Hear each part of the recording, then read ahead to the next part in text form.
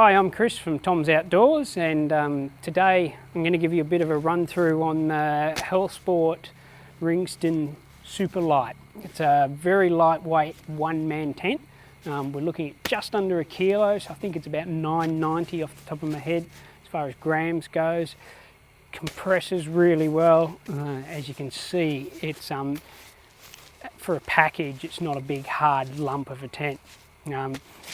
We're down here by the Tumut River at the Riverglade Caravan Park, which have been kind enough to give us a bit of space to pitch up a couple of tents and give you a bit of a run through. So yeah, without stuffing around anymore, we'll get him out of the bag and have a bit of a look.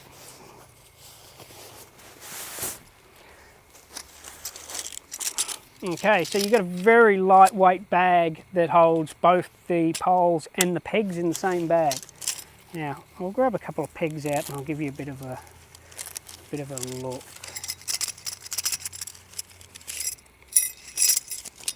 Okay, so you have a very lightweight anodised aluminium peg, three-sided, just like that. They're good holding power in soft ground, but still hard enough and strong enough to bang into the ground when you really got a bit of a rocky pitch. The only thing I'd probably do with them is add a little bit of cord to the end from the loop, something around about a 1.8 mil bit of rope would do the job and make it a bit easier to pull out. Good habit to always get into when you're pitching out a tent for the first time. As well is throw a peg in there before you get too far. Now the reason for that is it's good campcraft that if you are somewhere that's fairly windy at some stage, the last thing you want to do is actually lose your tent due to the wind. So just a good habit to get into, a good bit of campcraft. So we'll peg this out nice and tight. I'm not going to put the pegs in all the way. Just for this, it really doesn't need it.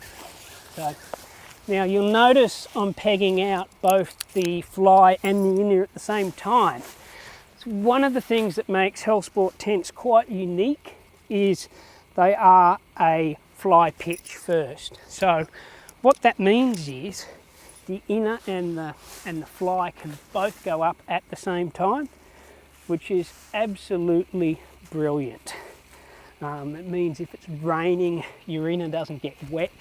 As you can see, the inner is all protected. Okay. It also makes it quick and easy to set up at the end of the day, which is nice. Now, with a Hellsport tent, you'll get a repair sleeve. You'll also get a spare pole section. Not a lot of manufacturers will give you both. Normally they just give you the repair section and hope that that'll do it. Hellsport really expect you to be using your tent, so you do have the option of a spare sleeve there.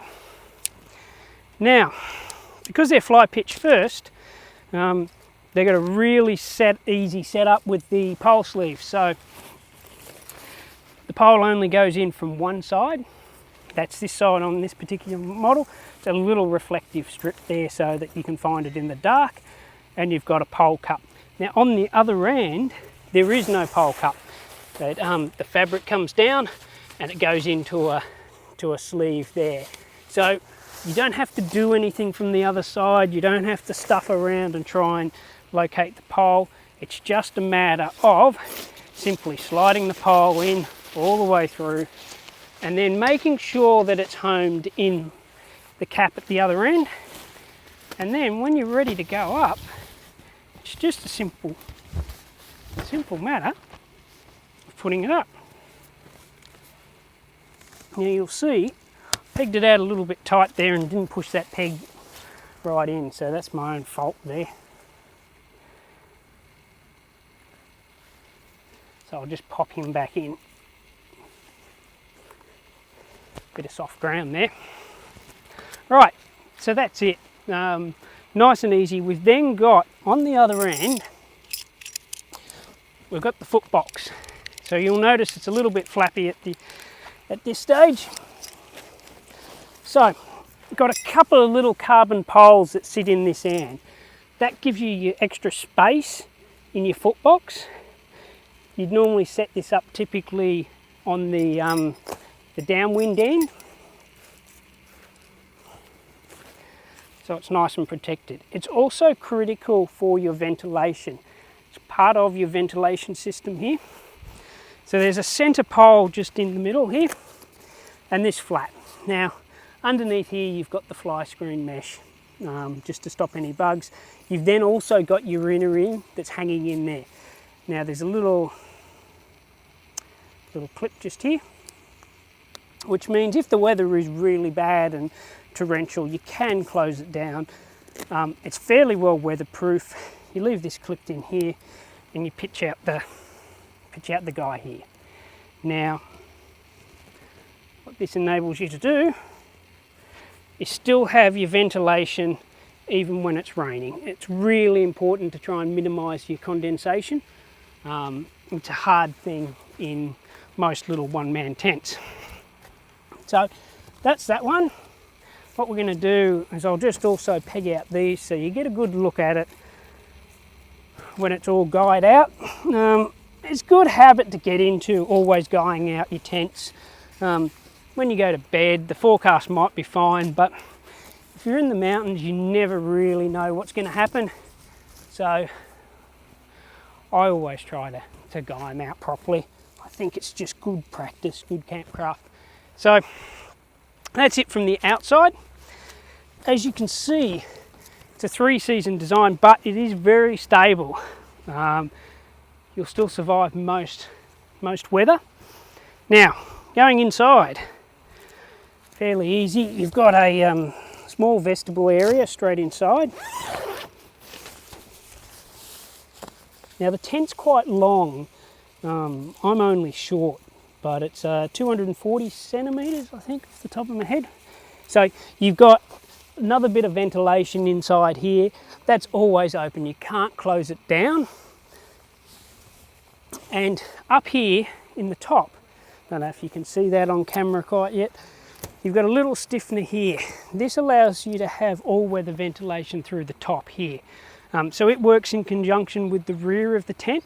And what it enables is it enables you to have good airflow coming up on the inside and allows your hot air to come out of the top. It's very critical in minimising your amount of condensation. Okay, we'll go inside.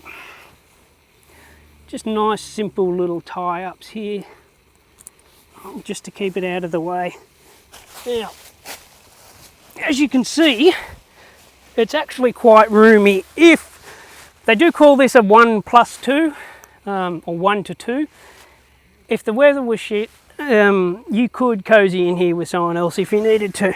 Also means that you've got more than enough space for your thermarest or other type of mat and your gear. You've still got enough space to cook in the vestibule if you like, out of the weather, somewhere that's wide enough to be able to put your boots.